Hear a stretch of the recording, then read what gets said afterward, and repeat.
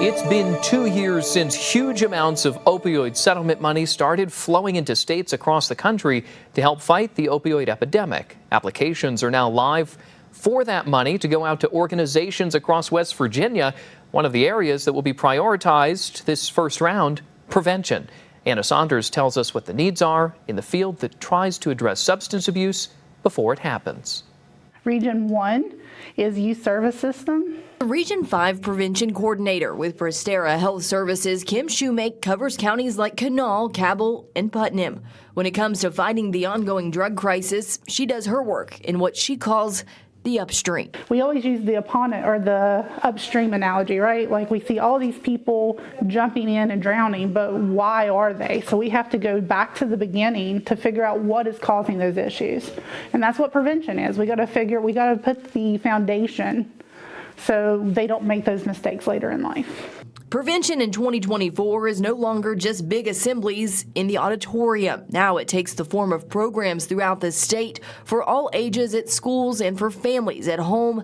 But they need help to expand. That's where Shoemake sees opioid dollars fitting into the equation. And those with the West Virginia First Foundation, the newly created nonprofit board tasked with dispersing $1 billion in opioid settlement funds, seem to be on the same page. Executive Director Jonathan Board recently went before lawmakers to express the need for prioritizing prevention programs. With applications now live, prevention, part of the sectors that will get first priority. There's a lot of time spent in this state, rightfully so, at the back end of the continuum of care.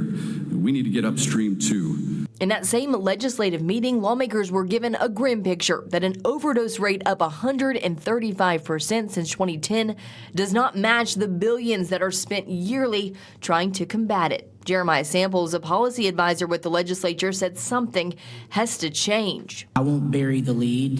The bottom line is that we have not made enough progress on this crisis.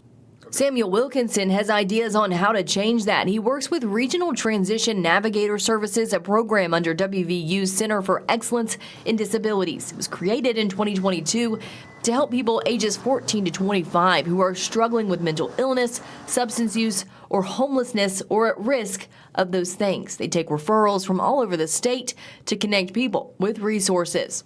Our program was designed to connect with them in such a way as to create a bond that they may not have had with somebody else, be it a family or a teacher or someone else in their lives that would have made that connection, with the hope being that by being able to overcome some of those challenges that we all experienced growing up, that they would be less likely to turn to things like substance use as a means of navigating the world. And the need is growing. When they started in 2022, they had 98 clients. Now they have more than 300 so far this year. One way he feels the opioid dollars could help would be for the area in which they need the most referrals. Drug recovery programming for the 14 to 17 age group. There's a real opportunity, I think, to expand service delivery to individuals 17 and younger who are engaged in substance use, who are interested in recovery, but who aren't able to access those things right now. So that's going to be sort of the next great project that I think the state's going to work on, and hopefully those opioid dollars are going to help. Back in Huntington with Shoemake, she would like to see prevention go to more of a county-by-county system with a full-time employee rather than regional. Right now we have coalitions in all of our counties in West Virginia. And a coalition is grassroots, boots on the ground, a group of people that come together to focus on things.